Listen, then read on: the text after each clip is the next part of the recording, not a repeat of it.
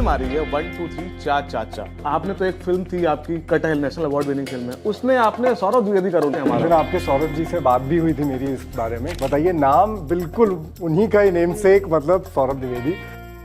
वो क्या कोडवर्ड था, औरंगजेब क्या कट गई जी की कट गई जी। हाँ, तो एक्सचेंज हो क्या रहा था, वो क्या सामान था उसके अंदर? ये तो आपको फिल्म देखने में पता चलेगा।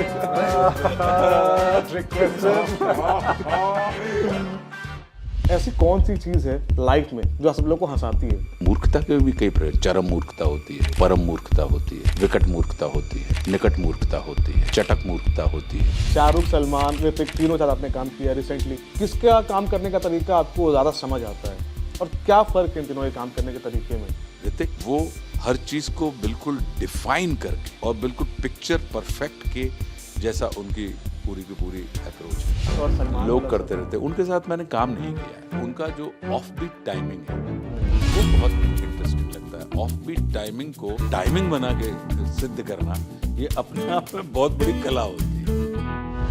शाहरुख जो हैं उनको भाव भाषा के ऊपर अखंड अधिकार है उनका। हेलो, मेरा नाम है श्वेतांक और आप देख रहे हैं दी लल्लन टॉप। एक फिल्म आ रही है 1 2 3 चा चाचा। इसके तीन जो लीडिंग मैन हैं वो हमारे साथ हैं। आशुतोष राणा जी हैं, अनंत जोशी जी हैं और ललित प्रभाकर साहब हैं। तीन लोग हमारे साथ हैं। इस फिल्म के बारे में बात करेंगे। इस फिल्म को डायरेक्ट किया है अभिषेक राज खेमका ने और रजनीश ठाकुर जी ने। फिल्म का बीजीएम जो है, म्यूजिक बैकग्राउंड स्कोर जो है, वो हर्षवर्धन रामेश्वर ने किया है। इनको आप अर्जन वैली से जानते हैं।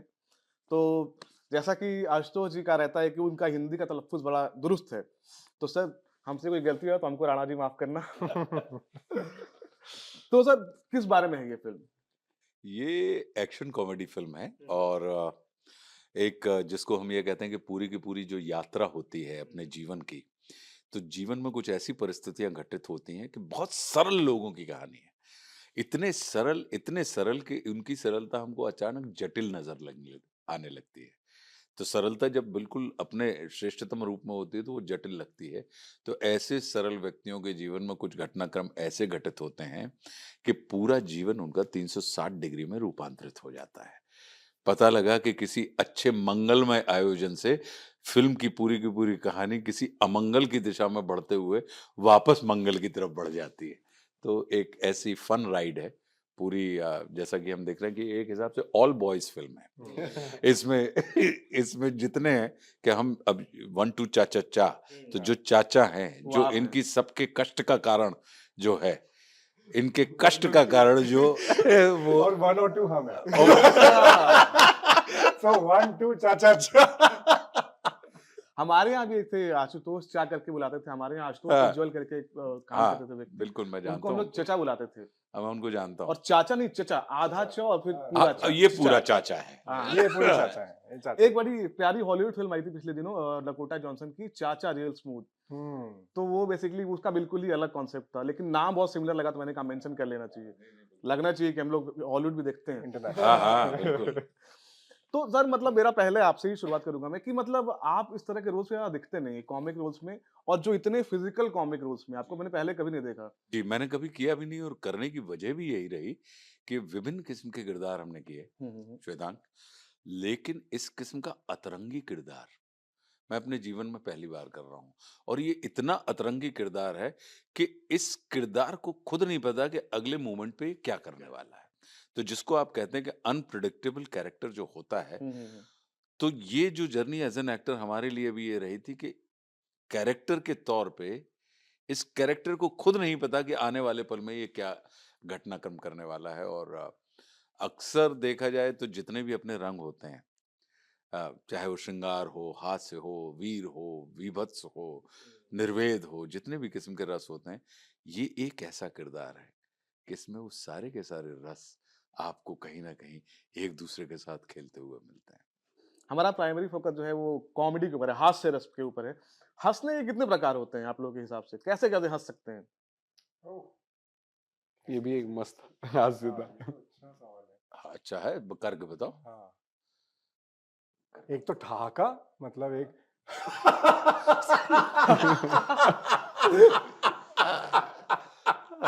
इसी में ट्रांसफर कर दे, कन्वर्ट करते जाओ।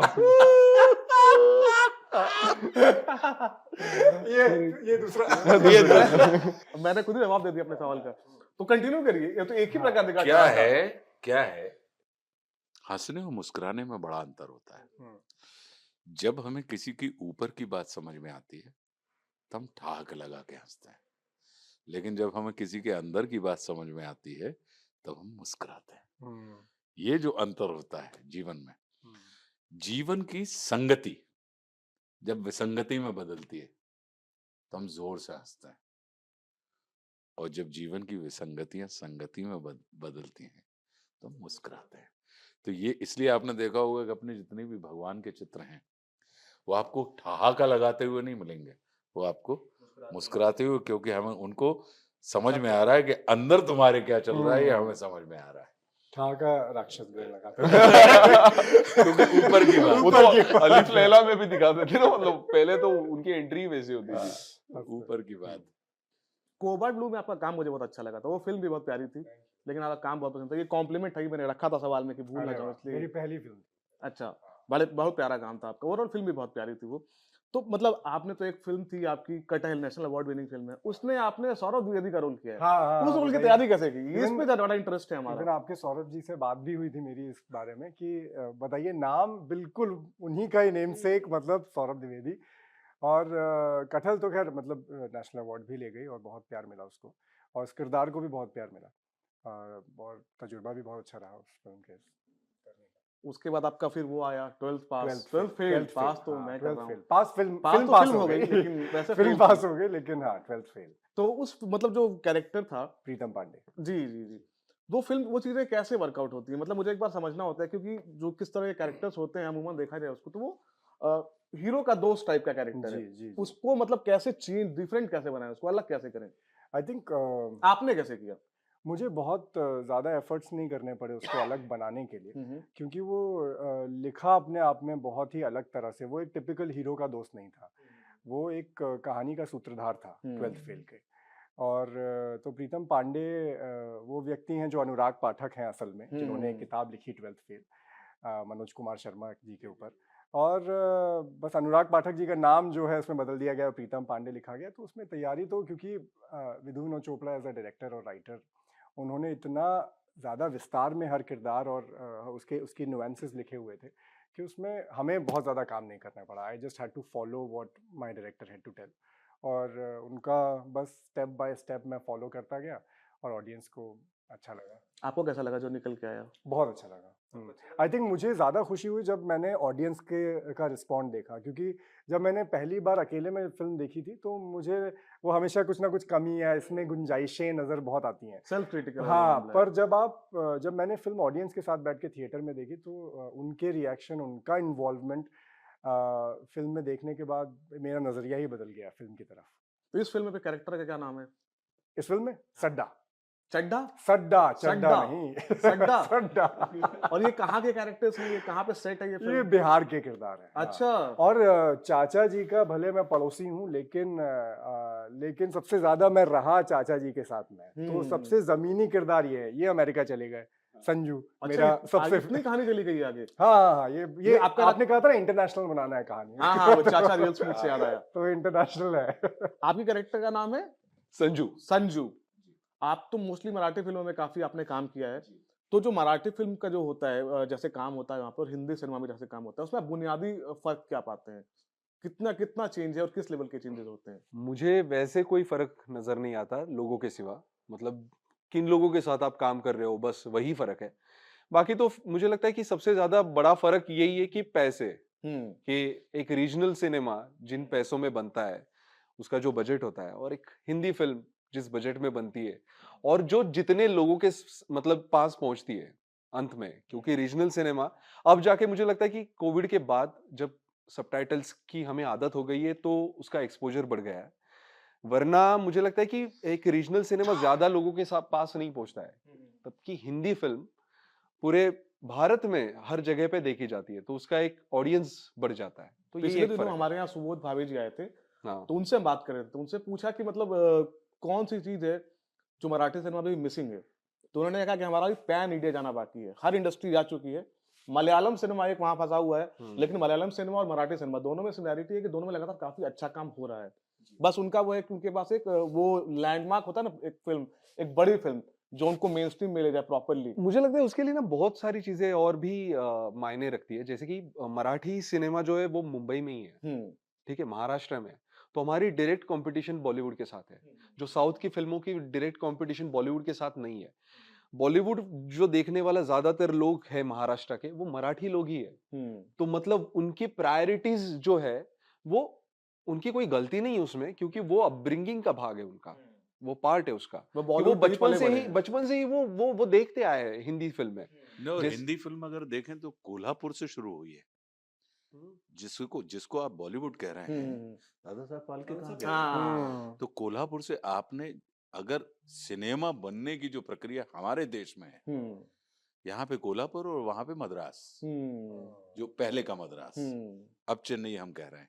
तो ये फिल्म इंडस्ट्री जिसको आज बॉलीवुड हम कहने लगे, या हमने भाषाओं के हिसाब से भिन्न भिन्न उसमें बांध दिया कि टॉलीवुड हो गया, फिर आपका साउथ के आजकल सिनेमा कुछ को भी आप कहते हैं टॉलीवुड, बॉलीवुड, कुछ भी हम जो करते हैं, मॉलीवुड। हाँ। लेकिन ये जो लोग थे, ये इन्होंने भाषा के हिसाब से सिनेमा नहीं देखा, इन्होंने बिल्कुल कल्चर के हिसाब से देखा। ये बिल्कुल वैसे देखा कि जैसे सूर्य है, वो सबको प्रकाश देता है, क्रोसिन है, वो श्वेतांग खा लेगा, आशुतोष खा लेंगे, अनंत खाएगा, सबका बुखार उतारेंगे। एक उदाहरण के तौर पे जो औषधि का होता है, वही कला का होता है। तो इन लोगों ने उसको बिल्कुल उस तरीके से देखा, और भारत भी वैसा ही देखता है। ये चूंकि हमको किसी चीज को सीमित करके बताने की आदत हो जाती है, तो हम उसको, लेकिन ये तय है, जो मैं महसूस करता हूं, कि जो भी क्षेत्रीय भाषाएं हैं, जो कि हमारी राजभाषा है भारतवर्ष की, उसमें लिखाई बहुत अच्छी होती है। हुँ। स्क्रिप्ट और सिनेमा या नाटक या कोई भी चीज, पूरा उसका जो मेन हीरो होता है, वो होता है स्क्रिप्ट राइटर। राइटर। तो राइटिंग जब आपके पास होती है, और उसको हम वैश्विक स्तर पर ना बना के, हम उसको अगर लोकल स्तर के इमोशन को ध्यान में रख के जब बनाएंगे, हुँ। तो अपने आप में वैश्विक होता है। लिटरेचर का भी बहुत बड़ा बहुत हिस्सा रहा बड़ा है ना, क्योंकि हुँ। यही जो रीजनल सिनेमा हम लोग बोल रहे हैं, जो जो क्षेत्रीय भाषा है, जहाँ पे लिटरेचर बहुत पावरफुल रहा है, वहां पे काम भी बहुत बढ़िया होता है। हुँ, रिच रहा संतों है से आप काफ़ी। ले लो, मतलब तुकाराम महाराज, गाडगे महाराज, इनका भी वो साहित्य जो है, वो लिखा हुआ जो है, वो बहुत ही बढ़िया है, उम्दा है, जो आज तक लोगों को प्रेरित करता है, कनेक्ट कर पाता है। नहीं, संतों की भूमि है, सज्जनों की भूमि है, सागर की भूमि है। अगर हम राष्ट्र में प्रदेश महाराष्ट्र हो, हुँ। आप जरा इसकी कल्पना तो कीजिए। बाकी तो सारे प्रदेशों के नाम हैं, लेकिन एक राष्ट्र के अंदर एक प्रदेश है का जिसे नाम हम महाराष्ट्र महाराष्ट्र की कहते हैं। संज्ञा देते हैं। उसका कारण ये है कि वो संतों की भूमि है, सज्जनों की भूमि है, वो सागर की भूमि है। जो कुछ भी जितना गहरा और विशाल है, वो आपको उस भूमि में मिल जाएगा। तपोस्थली भी, अगर उस लिहाज आप देखें तो महालक्ष्मी बैठी हुई है उधर पे। लक्ष्मी का स्वभाव चंचल होता है, लेकिन महालक्ष्मी अचल होती हैं, और महालक्ष्मी बैठती ही उस जगह है जहां पर उनकी बहन सरस्वती का लोग आदर करते हैं। तो सरस्वती का आदर करने वाले आपको महाराष्ट्र में मिल जाएंगे, वो अचल है। तो महालक्ष्मी का, अगर हम कोल्हापुर चले जाएं, कोल्हापुर आर्थिक रूप से परम संपन्न स्थान जो अपने अंचल का है, तो उस नाते अगर देखा जाए तो मुझे लगता है कि आप वैश्विक हैं, लेकिन अंतर सिर्फ इतना है कि उसकी जो हमको और आपको जो आदत पड़नी चाहिए, वो एक दफा पड़ गई अगर, तो आप देखेंगे। और सब टाइटल लगा के फिल्म देखने का वैसे भी अगर देखो तो आधा मजा निकल जाता है। आपने सर अपने करियर में शुरुआत में या बीच में भी काफ़ी नेगेटिव रोल्स बहुत सारे किए। लेकिन पिछले कुछ समय से आपने वो करने बंद कर दिए हैं। जी। पब्लिक को ना खूंखार विलेन जो अभी मिल नहीं रहा है कहीं। हाँ, मुझे लगता है कि मेरे बाद खूंखार विलेन लिखना बंद हो गया है। अब आप बताइए कि संघर्ष से बड़ा खूंखार विलेन कहाँ हाँ, वही लिखा तो। गया है? अगर देखें हम, तो हमारे हिस्से में वैसे किरदार पड़े खूंखार जो थे तो विलेन, लेकिन उनको हीरोइक पॉपुलैरिटी मिली। उसके बाद अगर आप देखेंगे तो बहुत से हमारे फिल्म इंडस्ट्री के जो अभिनेता जो सिर्फ हीरो का रोल करते थे, हुँ। उन्होंने उसके बाद विलेंस के भी रोल करने शुरू शुरू कर कर दिए। दिए और धीरे धीरे, और जब हीरो का किरदार करने वाले लोग विलेन के कैरेक्टर करते हैं फिर उसमें कहीं ना कहीं हल्के सा खूंखारपन निकल ही जाता है, तो लिखा ही नहीं गया। अगर आप देखें उस तार सप्तक के जो किरदार होते थे, वैसे जिसको आप कहें कि संघर्ष का विलेन है, कि जो विशुद्ध रूप से विलेन है, दुश्मन का विलेन है, वो विशुद्ध विलेन है, उसके अंदर कहीं कोई हीरोइक ट्रेड नहीं है। अब हम ही जैसे देखेंगे कि जब आवारापन हम करने आए तो एक विलेन जिसके अंदर हीरोइक ट्रेड थे, मलिक साहब का जो हाँ। कैरेक्टर है, तो धीरे धीरे राइटिंग का पैटर्न बदलता चला गया। और चूंकि मेरी रुचि इसमें नहीं रही कि मैं हमेशा से यही रहा कि अगर हो तो या तो फिर उससे अलग हो या उससे बड़ा हो संघर्ष से, तो उससे ना बड़ा मिल रहा था ना उससे अलग मिल रहा था उस इंटेंसिटी का, तो फिर बेहतर था कि रेस्ट पीरियड में रहना चाहिए। और इसी के कारण रहा कि आपको विविध विविध किस्म के किरदार करने के हमें अवसर मिलते चले गए। और यही कारण है कि कोई एक 1-2 चाचा चा जैसी फिल्म आती है जिसमें कंप्लीटली अतरंगा कैरेक्टर होता है, जो कि पूरी की पूरी फिल्म में अगर देखा जाए तो जो घूम रही है पूरी प्लॉट के, अगर चाचा नहीं होते तो फिल्म का एक फ्रेम नहीं बन पाता, तो 1-2 नहीं होता। 1-2 नहीं होता। उसका बुनियादी प्लॉट क्या, मैं ट्रेलर देख रहा था तो उसमें कुछ कुछ इलीगल मटेरियल का कुछ चल रहा है, एक्सचेंज चल रहा है। बुनियादी प्लॉट चाचा ही है। हाँ मतलब जैसे चाचा बता रहे थे कि परिस्थितियां आती है अलग अलग, तो चाचा सिर्फ किरदार नहीं है, परिस्थिति है हमारी फिल्म की कि कैसे हाँ, ये परिस्थिति है। हाँ। वो क्या कोडवर्ड था, औरंगजेब क्या कट गई जेब की कट गई। कट गई जी। हाँ, तो एक्सचेंज हो क्या रहा था, वो क्या सामान था उसके अंदर? ये तो आपको फिल्म देखने में पता चलेगा। Trick question. एक हंसी का ये है, हाँ, एक पैटर्न। यार दूसरे वो सवाल चल रहा है अभी से। हाँ, अभी मैं देता जाऊंगा। हाँ, आपने पिछले दिनों सर कई फिल्मों में कर्नल के रोल किए, जी। कई जैसे फिल्मों में जैसे जैसे वायरस के स्पाई यूनिवर्स ले लिया हमने। तो उसमें तो एक ही कैरेक्टर हाँ है। मतलब वही, लेकिन वही कैरेक्टर है जो वॉर 1 में था, वही पठान पठान में में था, था, वही और टाइगर 3 में था, वही वही वॉर 2 में था। वही वॉर 2 में। तो चूंकि कैरेक्टर वही है, लूथरा, हाँ, कर्नल लूथरा। लूथरा, तो वो चूंकि स्पाई यूनिवर्स है, यूनिवर्स वही है, स्पाई बदलते चले गए, लेकिन जो लूथरा कांस्टेंट रहे। लूथरा कांस्टेंट था। हंगामा 2 भी एक फिल्म आई थी, उसमें भी आप कर्नल बने थे। हाँ, तो वो ये इसमें एक्टिव कर्नल था, उसमें रिटायर्ड कर्नल हाँ था। तो उसके फ्रस्ट्रेशन अलग होते हैं जीवन में कि रिटायर तो हो गए, लेकिन उनसे वो तो कर्नल ही नहीं कर्नलगिरी छूट नहीं, रही, हाँ। कर्नलगिरी नहीं गई उनके अंदर से, जो उनकी जो पीड़ा का सबसे बड़ा कारण था हम्म। हंगामा 2 में जो प्रदर्शन की गई थी।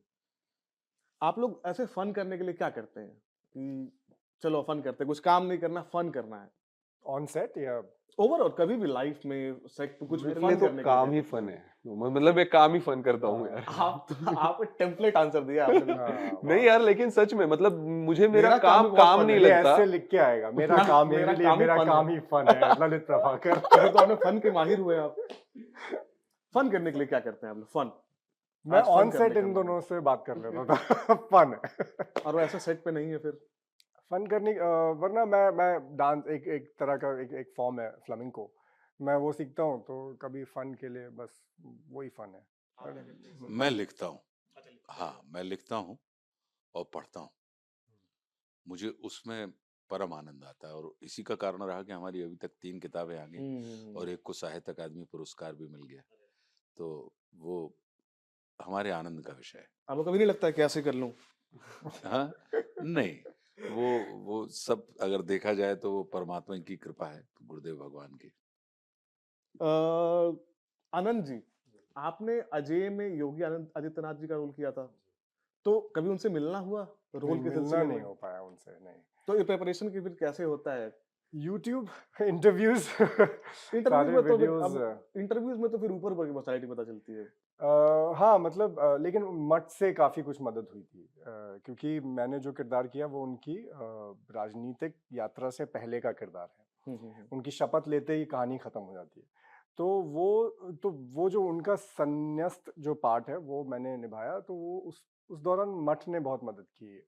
कई लोगों से बातचीत हुई वहाँ पे, तो हमेशा एक सेकंड हैंड इन्फॉर्मेशन ही मुझे मिली, कभी उनसे व्यक्तिगत तौर पे मिलना नहीं हुआ। हाँ, वो काफ़ी बिजी व्यक्ति है। ग्राउंड जीरो में आपने इमरान हाशमी के साथ काम किया था। आपने द बैट्स ऑफ बॉलीवुड देखी है? नहीं अरे देखिए, आप अपने कोस्टार के बारे में बहुत सारा कुछ मिस कर रहे हैं। नहीं, मैंने बहुत कुछ देखा है उनके बारे में, तो उनकी बहुत सारी फिल्में देख के ही बड़ा हुआ हूँ। उस सबका सार ही उसमें है कि अक्खा बॉलीवुड एक तरफ, इमरान हाशमी एक तरफ। मतलब वो काफी क्रेजी कैरेक्टर बनाया है। अब रिसेंटली अरशद वारसी हमारे यहाँ आए थे जीआईटीएन में, गेस्ट न्यूज रूम में, तो बता रहे थे कि मतलब वो सब कुछ कैसे, उनका भी कैरेक्टर गफूर का है। तो जब तक शो नहीं आया था तो किसी को पता ही नहीं था कि वो कैरेक्टर है क्या, किसने किया है। गाना आ गया लेकिन किसी को पता नहीं है, वो एक बड़ा मिस्ट्री क्रिएट किया था। तो उन्होंने बताया कि काफी क्रेजी तरीके की चीजें हुई थी। तो इमरान हाशमी भी आए थे, उनसे इस बारे में बात हो नहीं पाई, तो मुझे लगा आपसे ही पूछ लेते हैं, कुछ बताया हो, कुछ बात नहीं होगी नहीं तो। नहीं। सर, ऐसी कौन सी चीज है लाइफ में जो आप सब लोग को हंसाती है? रोने वाली तो तमाम चीजें हैं, हंसाने वाली कौन सी चीज जिस पे हंसी निकल जाती है? हास्य रस। चरम मूर्खता। आप किसी ताना तो भी नहीं मार रहे हैं सर? नहीं, चरम मूर्खता। आप देख लीजिए, अगर आज के दौर में, अगर मान लो हम तो रीलों के दौर से गुजर रहे हैं, जी सर। आपको उन रील्स के ऊपर सर्वाधिक लाइक्स मिलेंगे या व्यूज मिलेंगे जिसमें चरम मूर्खता होगी। तो क्या कारण है? लोग हंस रहे होंगे, लोग आनंद ले रहे होंगे उस मूर्खता का, कहीं ना कहीं इस वजह से। क्योंकि मूर्खता के भी कई प्रकार, चरम मूर्खता होती है, परम मूर्खता होती है, विकट मूर्खता होती है, निकट मूर्खता होती है, चटक मूर्खता होती है, चमक मूर्खता सर होती है। इन सबको एक्सप्लेन मूर्ख करना पड़ेगा, मैं तो हाँ सिर्फ मूर्खता में खेल रहा था। ना, तो ये कई किस्म की मूर्खताएं हैं। मूर्खता के 8 एक रूप हैं। तो उसमें जो चरम मूर्खता होती है वो बड़ी विलक्षण होती है, जिसके अंदर व्यक्ति को परेशान करने के नहीं, व्यक्ति को हंसाने का औषधीय गुण होता है, अगर आप देख लें। और यही कारण है। हाँ, औषधीय औषधीय गुण होता है। समझ नहीं रहा है, पॉजिटिवली बता रहे हैं, नेगेटिवली बहुत बता रहे हैं। हाँ, मुझे लगता है हमें ये भी होता है कि लोगों की परेशानियों पे हंसी आती है।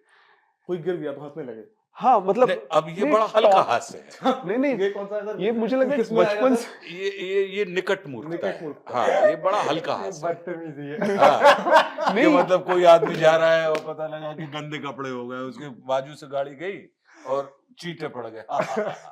ये बहुत, ये नहीं, मतलब जैसे कि टॉम एंड जेरी में भी हम लोग देखते थे बचपन में, तो वही दिखाया जाता था कि जब भी वो टॉम को मार पड़ती थी तो हमें हंसी आती। हाँ, जब भी वो कभी भी हाँ। हारता है, जब भी जैसे कोई चार्ली ऐसे- चैपलिन ने कहा है ना कि वो somebody else's tragedy is somebody else's comedy। Correct, तो वही है, किसी की ट्रेजेडी देख के ट्रेजेडी पे कभी हंसी कभी आ कॉमेडी जाती लग है जाती है। जो अभी 1 2 चा चा चा में हमारी तो ट्रेजेडी हो रही है पूरी। पर तो हमारे आशा करते हैं कि ऑडियंस को हंसी आएगी। हाँ वही मिस तो- नहीं किया point, आप बिल्कुल लोगों ने बिल्कुल। एक भी point।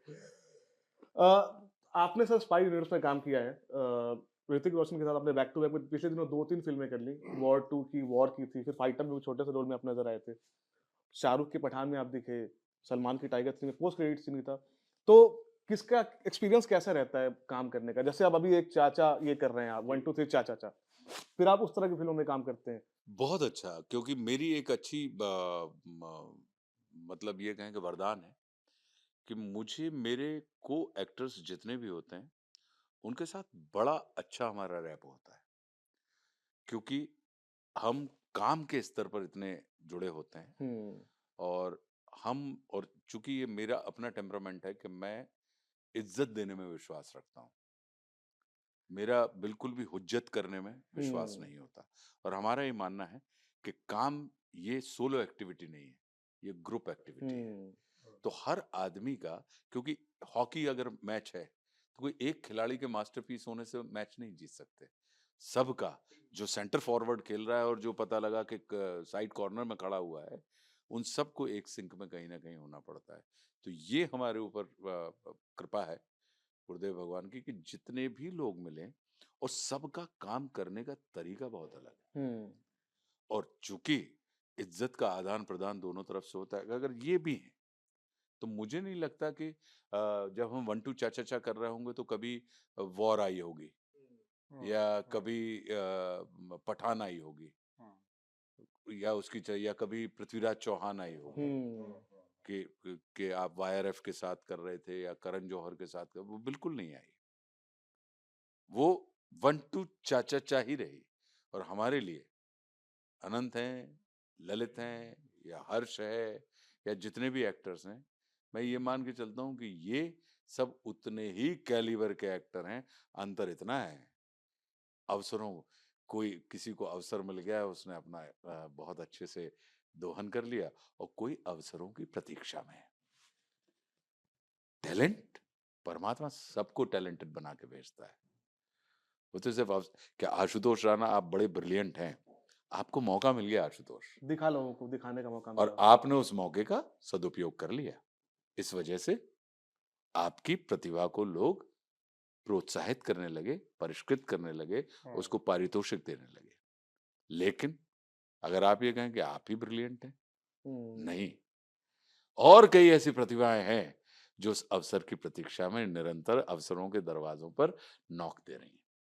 तो मैं इसको यही मान के चलता हूँ, और मुझे लगता है कि ये अपने आप में सबसे बड़े आनंद का विषय है, क्योंकि जैसे अब अपने जो डायरेक्टर हैं, उनकी पहली फिल्म है, वो डॉक्टर है, डॉक्टर से डायरेक्टर बना है, और इतना ब्रिलियंट डायरेक्टर है वो कि हम लोगों को फिल्म जब समाप्त होने लगी तो ये निकल के आया कि यार ये फिल्म का डॉक्टर है।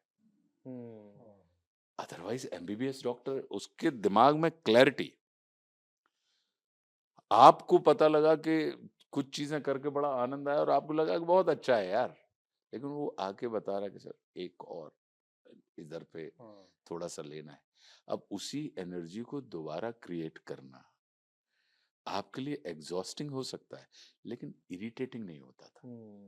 तो वो जो चीज होती है, तो मुझे लगता है कि अब ये नए हैं, पहली फिल्म है इनकी, लेकिन कोई तुलना नहीं है, किसी से तुलना नहीं, और हर आदमी की कभी पहली फिल्म होती है। हर आदमी जीवन में पहला कदम चलता है। वापिस अब मैं कीवर्ड्स की ओर जाऊंगा। जैसे शाहरुख, सलमान, ऋतिक, तीनों साथ आपने काम किया रिसेंटली, किसका काम करने का तरीका आपको ज्यादा समझ आता है, और क्या फर्क है इन तीनों के काम करने के तरीके में?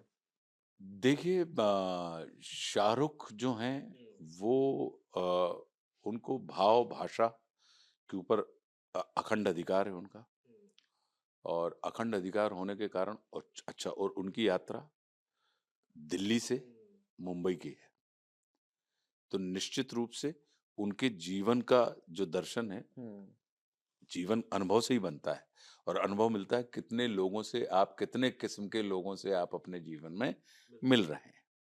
तो एक किस्म की उनके अंदर एक अनफिनिश्ड फिनिश होता है, कि एक ऐसी कि जिसके अंदर ओपन एज है। ऋतिक, वो हर चीज को बिल्कुल डिफाइन करके और बिल्कुल पिक्चर परफेक्ट के जैसा उनकी पूरी की पूरी अप्रोच है जीवन में, कि कोई भी चीज ओपन एंडेड मत छोड़िए, उसको बिल्कुल एक बढ़िया फोटो फ्रेम उसके इर्द गिर्द होना चाहिए। तो इस तरीके के काम करने के उनके तरीके हैं, और ये जीवन की उनकी अप्रोच है। लेकिन चुनौतियां सबकी अपनी अपनी है, सब अपने अपने स्तर पर चुनौतियों से लड़ते हुए आगे खड़े हो रहे हैं। तो मेरा अपना ये मानना है कि वो अपने हिस्से में किस किस्म की दुनिया बढ़ रही है, उसके हिसाब से हमारा, कि बहुत से लोग होते हैं कि जो रिएक्ट करते हैं, और बहुत से लोग होते हैं जो रिस्पॉन्ड करते हैं। तो जब कोई गेंद ऊपर से क्रिकेटर शॉट मारा किसी ने, एक तो होता है कि आप बॉल आ रही ऐसी और आपने हाथ भी ऐसा बढ़ा दिया, और एक होता है कि आपने बॉल की स्पीड को काउंटर नहीं किया, आपने उसकी स्पीड को लिया और आपने पीछे करके उसको कैच को ले लिया। तो एक है रिएक्ट और एक है रिस्पॉन्ड करना। तो ये अपने अपने तरीके के हिसाब से और सलमान लोग वाला करते सब रहते हैं। उनके साथ मैंने काम नहीं किया है, अब पूरे करियर में कभी काम नहीं किया उन्होंने कभी साथ काम में? नहीं किया, लेकिन मुझे उनका जो ऑफ बीट टाइमिंग है वो बहुत इंटरेस्टिंग लगता है। ऑफ बीट टाइमिंग को टाइमिंग बना के सिद्ध करना, ये अपने आप में बहुत बड़ी कला होती है। चाहे आप अंदाज अपना अपना देख लें उनकी, अगर आप देखेंगे, या उनके रिसेंट में दबंग वगैरह देख लें, तो जो ऑफ बीट टाइमिंग के साथ टाइमिंग बैठाने का जो हुनर है वो उनके अंदर है।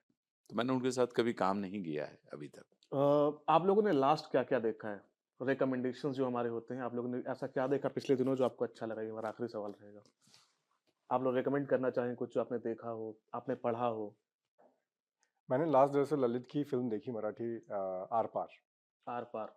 हाँ, फिलहाल मैंने थिएटर्स में देखी थी, पर अभी फिलहाल प्राइम पे आ गई है। अमेज़न प्राइम पे। तो उसने मुझे बहुत इम्प्रेस किया यार, नहीं इसलिए नहीं क्योंकि मैंने ललित के साथ काम कर लिया था, पर वही कि जो हम बात कर रहे थे रीजनल सिनेमा और ग्लोबल सिनेमा, उसकी रीच क्या है, तो मुझे ऐसा लगा कि अरे ये तो ऐसा कुछ काम है जो मैं करना चाहूँगा, है ना। एक बहुत ही टाइम बाद मैंने एक ऐसी लव स्टोरी देखी जिसने मुझे बड़ा इम्प्रेस किया, विजुअली, म्यूजिकली, परफॉर्मेंस वाइज। सो हाँ, आर पार। उसके अलावा? दो-दो सबसे लेंगे। अच्छा, उसके अलावा यार मतलब पुराना शो हो गया है, लेकिन रीवॉच मैं लगातार करता था उसको, सक्सेशन। सक्सेशन, अच्छा। हाँ, उसने बहुत मुझे ये अभी जियो इम्प्रेस हो हॉटस्टार पे गई। अवेलेबल है। अभी जियो हॉटस्टार पे, हाँ। वो बहुत ही ज़्यादा उसने काफ़ी हाईली रेटेड एक्लेम्ड है काफ़ी। और मतलब ज़ाहिर है क्यों है, हुँ। हाँ। आपका क्या रिकमेंडेशन है सर?